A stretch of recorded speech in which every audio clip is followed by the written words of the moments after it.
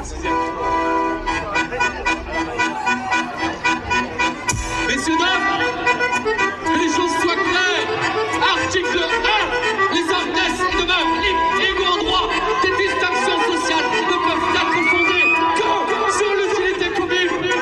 Car quelle que soit notre origine, notre opinion, notre culture ou notre religion, il nous a été volé notre bien le plus sacré. Et aujourd'hui, si vous voulez le retrouver, il va falloir vous lever, il va falloir sauter, il va falloir bouger et avec nous crier liberté.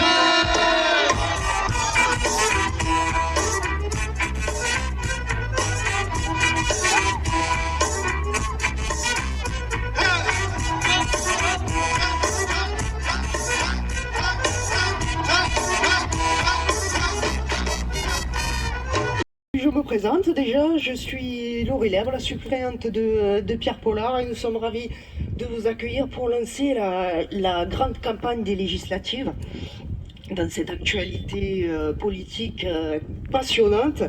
Je pense que vous n'avez pas loupé une miette de ce qui s'est passé dernièrement, et peut-être que je vais vous raconter comment ça s'est passé un petit peu pour nous, parce que c'est important que vous sachiez comment ça se fait que ce soit nous qui soyons là devant vous aujourd'hui.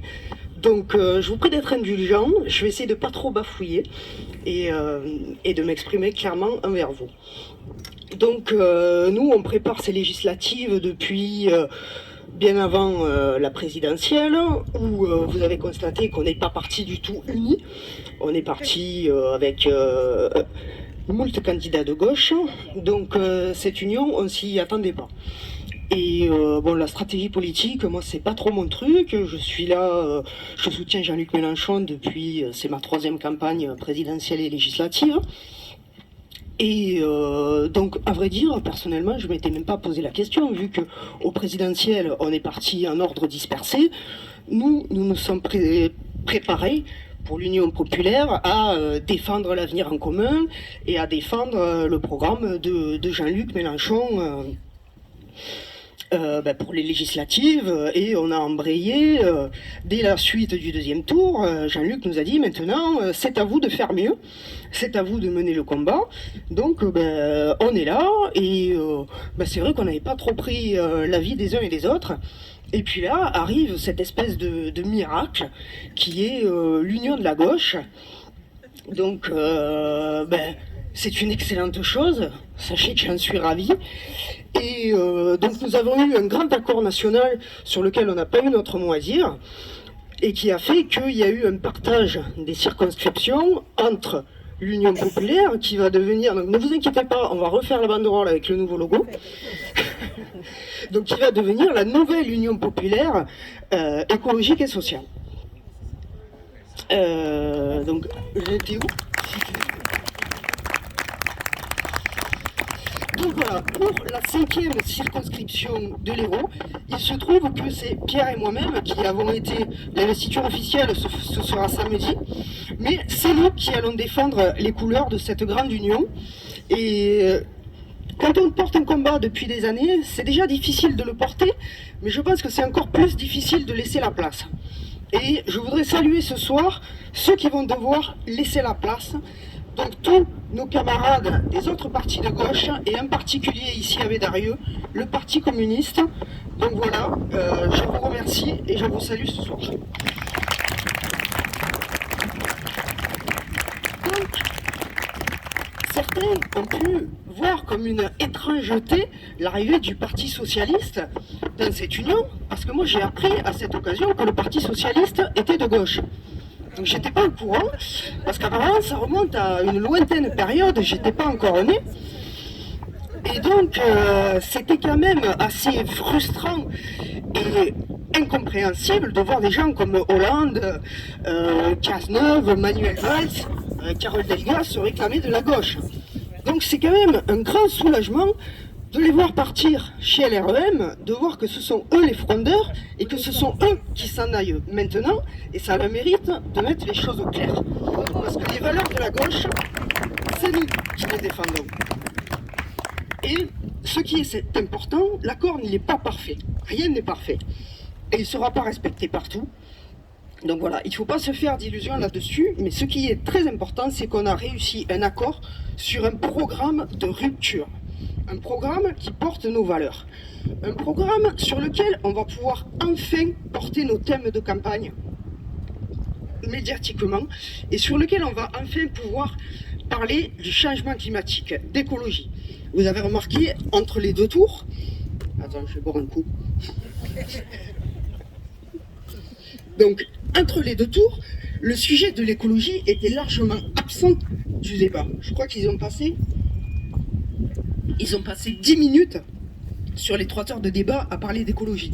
Ce qui est normal, parce que dans le programme de Macron ou dans le programme de Le Pen, c'est pas un sujet qui les inquiète tant que ça. Mais la catastrophe écologique, elle est là aujourd'hui et on va pas pouvoir y échapper. Il va falloir qu'on commence à prendre les mesures d'urgence qui vont viser à limiter le réchauffement des températures. Et il va falloir qu'on se prépare à en subir les conséquences. Parce qu'aujourd'hui, vous avez vu en Inde, ils ont plus de 50 degrés. Vous avez vu l'année dernière en Allemagne les inondations. En France, on a régulièrement des inondations. On va avoir des canicules, on va avoir des catastrophes. Et il faut s'y préparer. Il va falloir non seulement essayer de l'endiguer, mais en plus se préparer à vivre avec. Ensuite, ce programme, c'est un programme social. Ce que l'on défend, c'est le blocage des prix. Le blocage des prix au niveau où ils étaient avant l'inflation. Le gasoil à 1 euro déjà cher. La retraite à 60 ans. La 6e République. Le référendum, l'abrogation de la loi El Khomri. L'amnistie des Gilets jaunes, la justice fiscale, parce que ce sont les riches que nous voulons faire payer. C'est eux qui doivent financer nos services publics. L'indexation des salaires et des retraites sur l'inflation. C'est tout ça que notre programme reprend. Donc nous allons pouvoir enfin mener notre campagne. Et nous allons devoir nous adresser aux abstentionnistes, c'est-à-dire que on nous dit, on entend souvent dire, les politiciens, c'est tous les mêmes. Non, ce ne sont pas tous les mêmes. Si on met un Philippe Poutou, président de la République, ou si on met un Éric Zemmour, président de la République, c'est pas la même chose. La vie quotidienne, c'est pas la même. Donc la politique, ça touche à tous les aspects de la vie. Voilà, la voiture que vous conduisez, c'est de la politique. Ce que vous mangez, ce qu'il y a dans vos assiettes, comment c'est produit, d'où ça vient, c'est de la politique. Le nombre d'élèves qu'il y a dans la classe de vos enfants, c'est de la politique. Tout est politique. C'est pour ça que nous devons faire cet effort de réintéresser les citoyens à la politique. Ensuite, nous allons devoir aller chercher les électeurs de Marine Le Pen. Les fâchés, pas fachos. Et il va falloir leur expliquer que, mettons, si le Front National gagne ces élections législatives et qu'ils ont une majorité, M. Macron, il ne sera pas trop dérangé. Il va pouvoir continuer, je veux dire, leur programme économique, c'est le même. Donc il va pouvoir continuer à appliquer ces mesures et il sera parfaitement content. Donc, et puis, il faut aussi qu'on se fasse un petit peu plaisir dans cette histoire. C'est-à-dire que pendant 5 ans, M. Macron nous a mis la misère. Ben nous, ce qu'on voudrait lui infliger maintenant, c'est pendant 5 ans qu'il aille en Conseil des ministres, le petit Emmanuel, avec Jean-Luc Mélenchon et toute son équipe, et qu'on lui explique un petit peu notre vision de la société. Et ça va le faire souffrir. Donc voilà.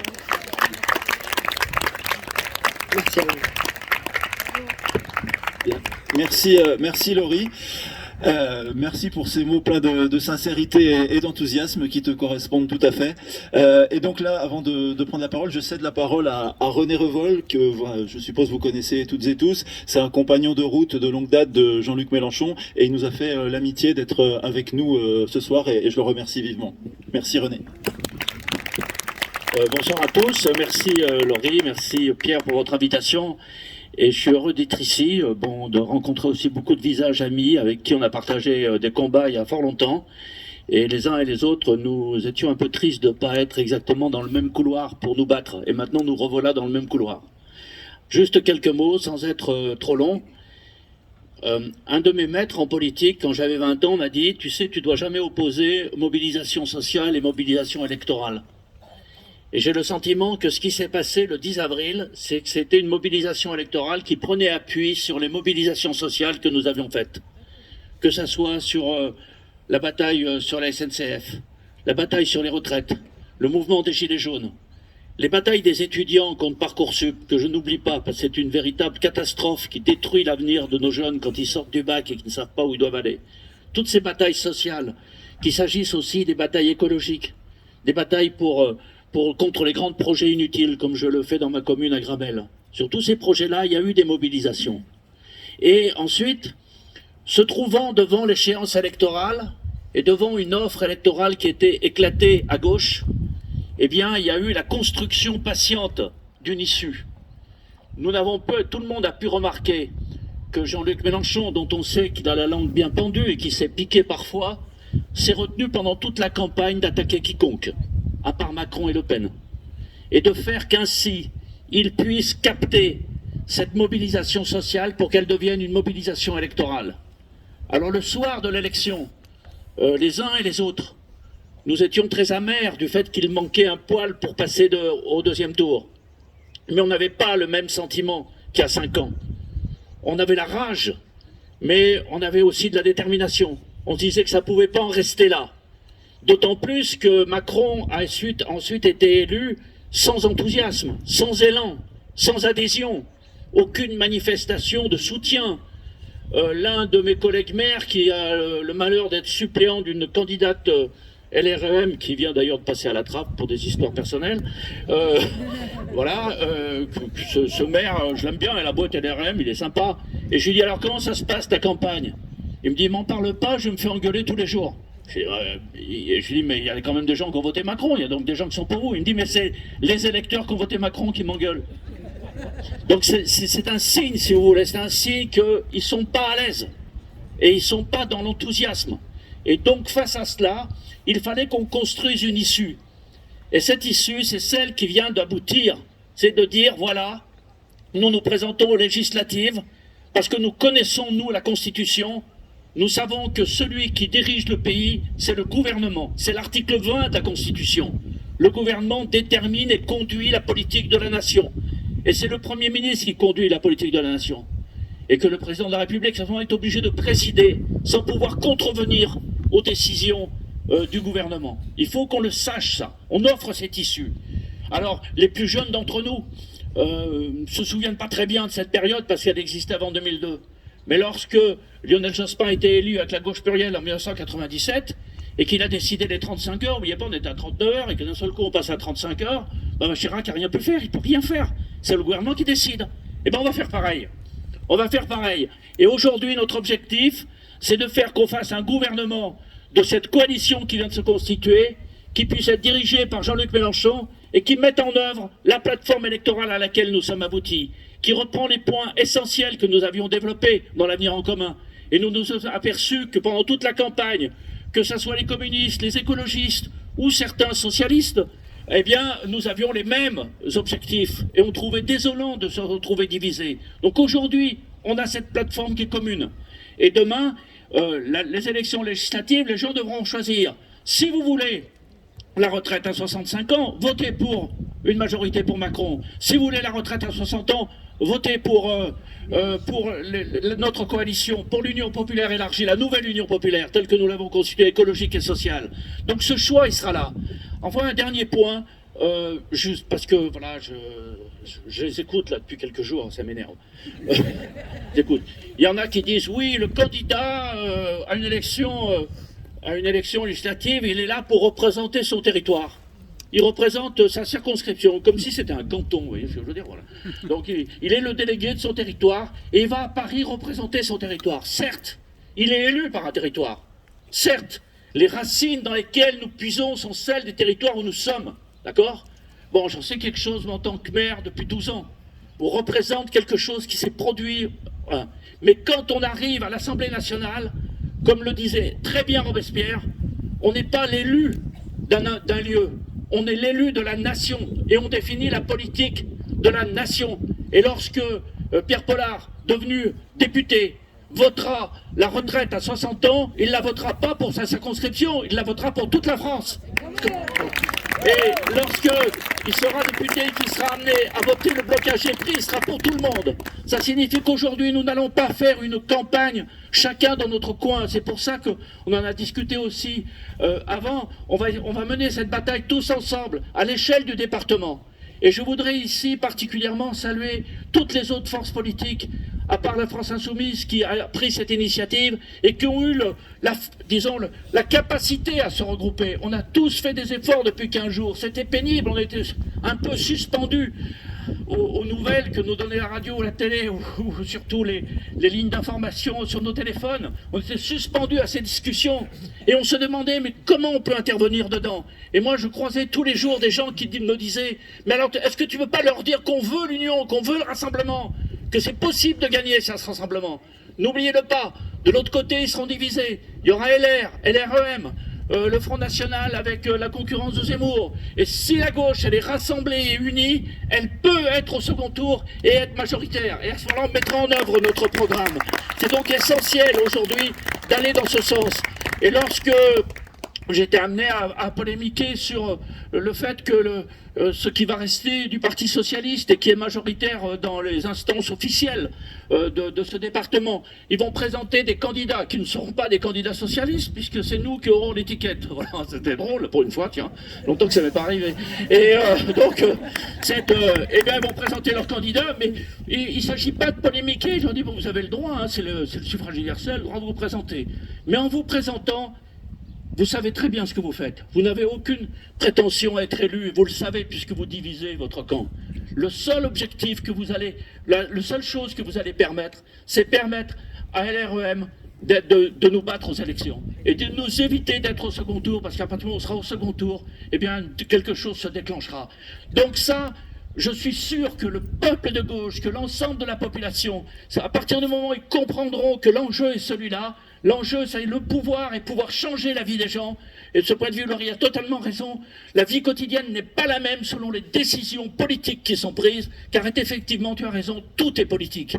Eh bien, ça, il faut le faire comprendre. Et notamment, donc moi, je vais m'engager dans la circonscription de Montpellier, notamment dans les quartiers populaires, dont certains ont voté à 60-70% pour Jean-Luc Mélenchon, et qui, lors d'élections générales, ne viennent jamais voter. Eh bien, ça va être une bataille pour faire qu'ils retrouvent le chemin des urnes, qu'ils se saisissent de cette possibilité. Mais pour ça, il faut se battre, il faut se faire entendre d'eux, il faut aller vers eux, et il faut faire une campagne auprès des populations au sens large, abstentionnistes, y compris, comme tu l'as dit, ceux qui sont laissés aller à voter Le Pen. Parce que regardez ce qui s'est passé dans les Antilles. Ils ont voté Le Pen pour dire non à Macron. Et donc il faut faire attention, il faut aller chercher ces gens pour qu'ils reviennent vers leur camp et qu'ils nous permettent de gagner. Donc j'ai tout à fait confiance dans cette campagne et je suis vraiment très heureux de vous voir nombreux ce soir pour lancer cette campagne.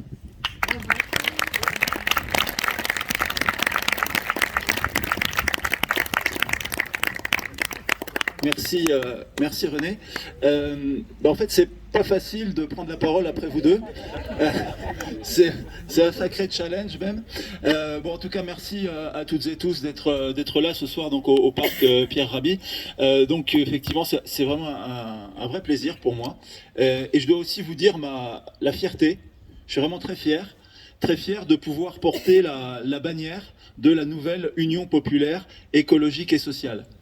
En fait, c'est la bannière du peuple, finalement. La bannière des aides-soignantes, des infirmières, des enseignants, des ouvriers, des caristes, des chauffeurs, des livreurs, des ouvriers du bâtiment, des ouvriers de l'industrie, des ouvriers agricoles, des paysans, des artisans, des vignerons, des étudiants, des femmes célibataires, des mères célibataires, des chômeurs, des précaires, des retraités. Bref, de toutes celles et de tous ceux pour lesquels Jean-Luc Mélenchon a redonné espoir lors de la campagne des élections présidentielles. Il leur a redonné un espoir. Il leur a permis d'avoir cette fierté de relever la tête. De relever la tête parce que depuis 40 ans, on nous tape dessus. On nous tape sur la tête, on essaye de nous faire baisser la tête en nous disant qu'on n'est pas assez compétitif, qu'on coûte trop cher, qu'on part trop en vacances, qu'on est trop malade, qu'on veut partir à la retraite trop tôt. Et bref, que c'est à cause de nous si la situation est telle qu'elle est. Mais en fait, c'est pas à cause de nous. La situation telle qu'elle est, elle résulte de décisions politiques qui ont été prises depuis une quarantaine d'années. En gros, c'est la mondialisation, la concurrence de tous contre tous, la mise en concurrence des ouvriers français avec des personnes qui sont payées quelques euros par jour, qui n'ont pas de protection sociale. Et on veut nous mettre en concurrence en organisant ça avec cette mondialisation. Et d'ailleurs, on a voté non contre cette concurrence libre et non faussée. On a voté non en 2005. Et pour autant, que ce soit Hollande ou Sarkozy, ils se sont assis sur ce vote. Ils en ont pas tenu compte. Et ça a continué. Et évidemment, l'aboutissement de tout ça, c'est le quinquennat qu'on vient de vivre avec Emmanuel Macron. C'est l'aboutissement de cette logique de libéralisation, de mondialisation, de concurrence de tous contre tous. Et qu'est-ce que ça produit ? Qu'est-ce que ça produit ? Ça produit un modèle, un monde dans lequel on a des inégalités, du malheur, de la souffrance. Des inégalités, en France par exemple, les 5 plus riches possèdent autant que 27 millions d'entre nous. 5 personnes, 27 millions. Il y a 9 millions de pauvres en France, 6 millions d'inscrits à Pôle emploi. On a vu des étudiants qui allaient faire la queue à la banque alimentaire. Et de l'autre côté, qu'est-ce qu'on a ? On a par exemple Total qui a fait 15 milliards de profits l'année dernière, qui va faire 9 milliards de profits au premier trimestre cette année.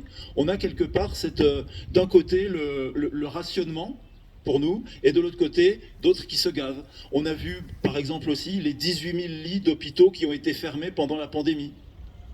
Ces scandales au niveau des maisons de retraite, par exemple, où on rationne les gâteaux pour le goûter aux résidents. On a parlé de Parcoursup aussi, ça aussi c'est une source de stress pour nos jeunes. Donc tout ça, c'est le résultat de l'aboutissement de ce système. Et quelque part, c'est la feuille de route. J'ai pas parlé aussi des déserts médicaux, 10 millions de Français qui n'ont pas accès à un médecin. Voilà. Et l'aboutissement de ce système, en fait, c'est la feuille de route de Macron pour les 5 années à venir. C'est de continuer dans cette voie, de continuer dans ce système. C'est-à-dire que, par exemple, la retraite à 65 ans, c'est pas pour sauver le système des retraites, puisque le Conseil d'orientation des retraites a dit que l'équilibre était assuré jusqu'en 2070. C'est pas pour la santé des Français, évidemment. C'est pourquoi ? C'est pour faire des économies.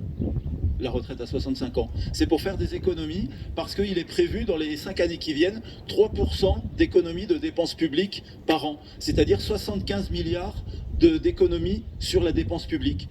Pourquoi ? Pour encore une fois affaiblir les services publics et pour pouvoir dire après que les services publics ça marche pas et qu'il faut privatiser. Parce que c'est ça au final la logique qui est la leur. C'est d'affaiblir continuellement les services publics, que ce soit l'hôpital, la santé, l'éducation, pour pouvoir après dire, vous voyez, ça marche pas. Donc qu'est-ce qu'on fait ? On va privatiser. Parce qu'il y a quelque chose qui les embête au plus haut point, c'est tous ces pans de l'activité humaine qui échappent à la logique du profit. Ça les embête profondément. Et ça, c'est ce qu'ils veulent mettre à bas. Et c'est ça, quelque part, la feuille de route de Macron. Voilà. Avec l'école qui est gérée comme une entreprise, avec toujours plus de cadeaux fiscaux pour les plus riches. Et donc, c'est ça, quelque part, auquel on doit s'attendre si jamais Emmanuel Macron peut appliquer sa politique. Voilà. Donc voilà, la retraite à 65 ans, l'école gérée comme une entreprise, la chasse aux précaires et aux chômeurs. Voilà. Est-ce qu'on accepte ? Est-ce qu'on laisse faire ? Ou est-ce qu'on se bat ? C'est ça l'enjeu qui s'offre à nous pour ces élections législatives. Parce que, quelque part, il faut une rupture avec ce système. On voit que ça ne peut plus fonctionner comme ça. On voit qu'on est vraiment dans un système à bout de souffle. Et il faut maintenant cette rupture. Et cette rupture, c'est gouverner par les besoins. Et c'est ce que propose la plateforme issue de l'avenir en commun. C'est de répondre aux besoins de nous tous, pour qu'on puisse tous vivre dignement. Et ça passe notamment par le SMIC à 1 400 € net, la retraite à 60 ans, le 100% sécu, le blocage des prix, l'allocation autonomie pour la jeunesse et pour les plus précaires, investir dans les services publics, 1 million d'embauches dans le service public, parce que les services publics, c'est le patrimoine de celles et ceux qui n'en ont pas. Et puis, pour tout ça, il va falloir effectivement faire payer les plus riches faire payer les grandes entreprises pour que, comme on dit vulgairement, que les gros payent gros et que les petits payent petits. C'est ça le principe de la révolution fiscale qui nous permettra effectivement de financer tout ça. Et puis évidemment, il y a la 6e République pour mettre fin à la monarchie présidentielle, pour qu'effectivement la parole du peuple soit prise en compte, soit que vous puissiez avoir prise sur les décisions politiques, sur les choix et sur l'orientation qu'on peut donner à nos vies. Voilà. Et ça, en fait, est-ce que c'est renier les valeurs de gauche ? À votre avis, tout ça, permettre à tous de vivre dignement, permettre à tous de pouvoir se soigner, d'avoir une éducation gratuite. Est-ce que ça, c'est renier les valeurs de gauche ? Moi, je pense pas. Et par contre, ce qui me surprend pas, c'est que ceux qui ont voté le CICE, par exemple, ceux qui ont voté la loi travail, ceux qui ont utilisé le 49.3, trouvent que ça, c'est renier les valeurs de gauche. Voilà. Et ceux-là, à la limite, qu'ils aillent chez Macron, bon débarras. Voilà. Ça, au moins, ça clarifiera les choses. Voilà. Nous, effectivement, on reste fidèles à ces valeurs de gauche et au fait qu'on veut une autre répartition des richesses. On veut que tout le monde puisse vivre dignement où que ce soit, et pas uniquement dans les métropoles. Qu'on puisse vivre dignement aussi dans nos territoires ruraux, dans nos villages, dans nos petites villes, sans avoir à s'exiler dans les métropoles. Et je parlais tout à l'heure donc de ceux qui pourraient rejoindre Macron. On a effectivement vu la présentation de candidats, René en a parlé, de candidats présentés par le président du département et la présidente de la région. Simplement, bon, ne les sifflez pas. Donc, simplement, dire ce qu'a dit René, effectivement. Un député, c'est pas un super conseiller départemental, c'est pas un super conseiller régional. Un député, c'est pas un élu local, c'est un élu de la nation. Et c'est un élu qui doit appliquer un programme national, un programme de gouvernement pour l'ensemble du territoire. Alors oui, effectivement, il est élu par un territoire, et on en est fier d'être ancré dans un territoire, mais on est là pour voter les lois de la nation et pour appliquer un programme national. Parce que quand on vote le SMIC à 1 400 €, ça va profiter autant à la personne qui habite à Féline-Minervois, à Cambon et Salvergue, à Bédarieux, à Magalas, à Montady, à Capestan, sur tout le territoire. Si on vote la garantie autonomie jeunesse, eh ben, ça va servir aux jeunes de Bédarieux, aux jeunes de Paulan, aux jeunes de Montagnac, aux jeunes de la Salvetat.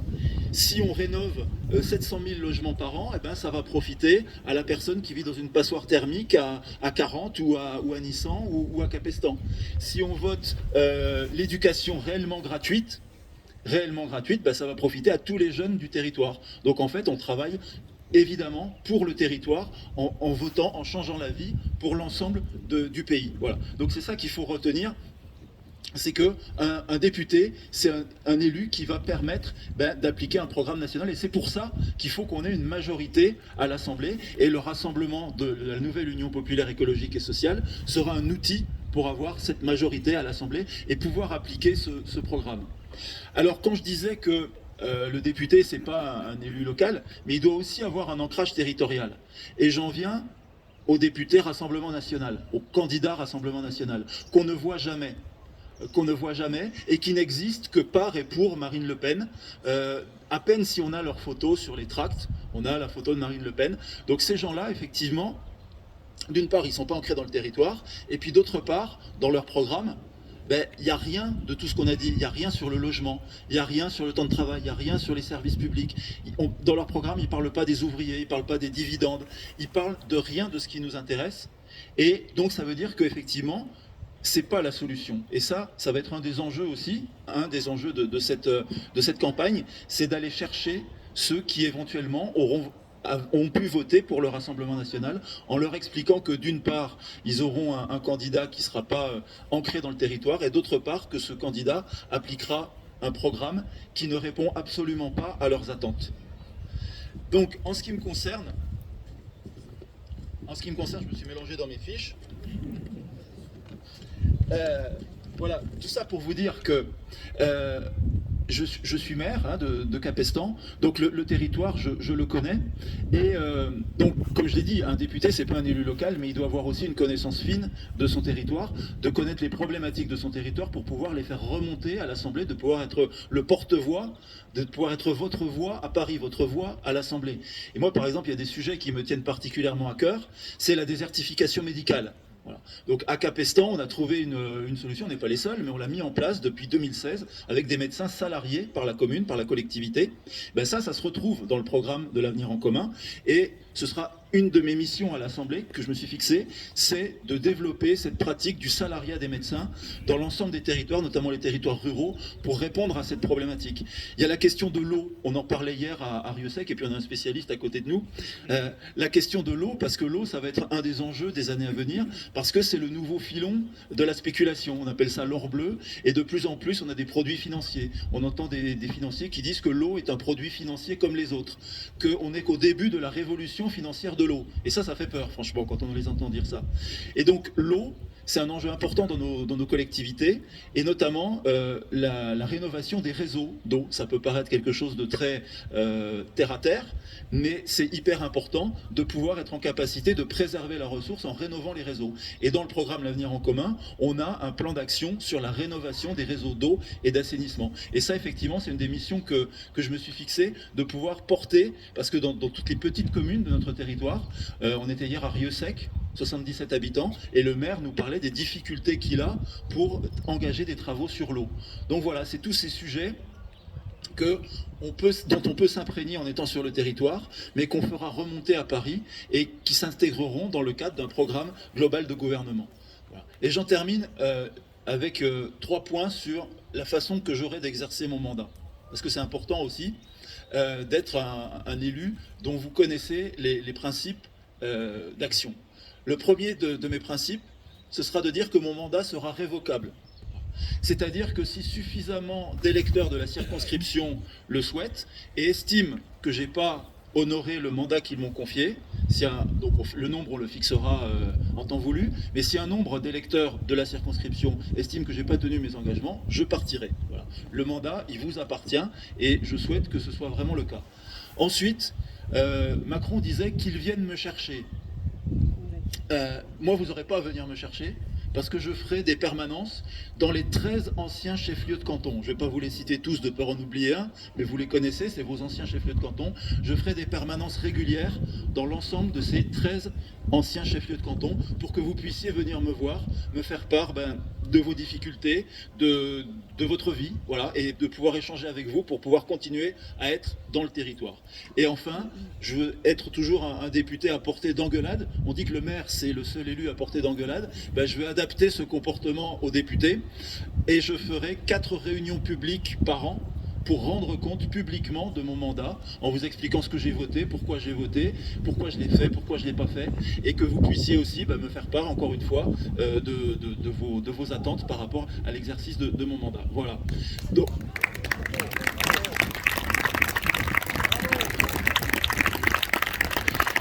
merci. Voilà, donc pour arriver à tout ça, il y a du boulot, mais on est persuadé qu'un autre monde est toujours possible. Hein. On a encore notre destin en main, les 12 et 19 juin, donc ne vous résignez pas, Comme on dit, on y va, cap sur l'Assemblée pour y faire entendre la voix du peuple. Merci à tous.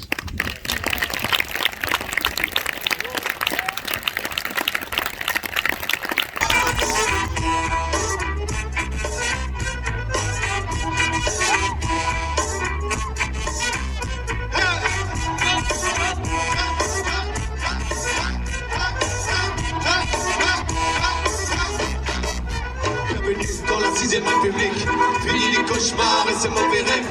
Pathétique juste pour un déclic. Pour ceux qui en ont marre, on fait la trêve. Bienvenue dans la 6ème République, fini les cauchemars et ces mauvais rêves. Pathétique juste pour un déclic. Pour ceux qui en ont marre, on fait la trêve.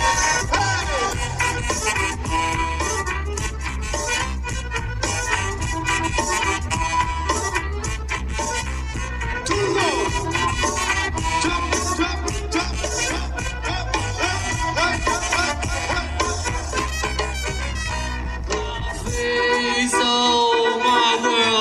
And I got that it's not true. I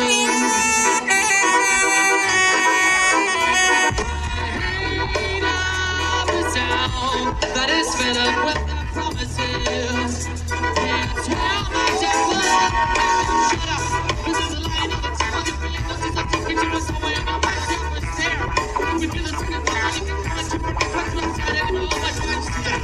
it's your reality. I used to follow vanity. Till the time I had to be out of the road. I don't listen to Jesus, which is all me that I live. I want to be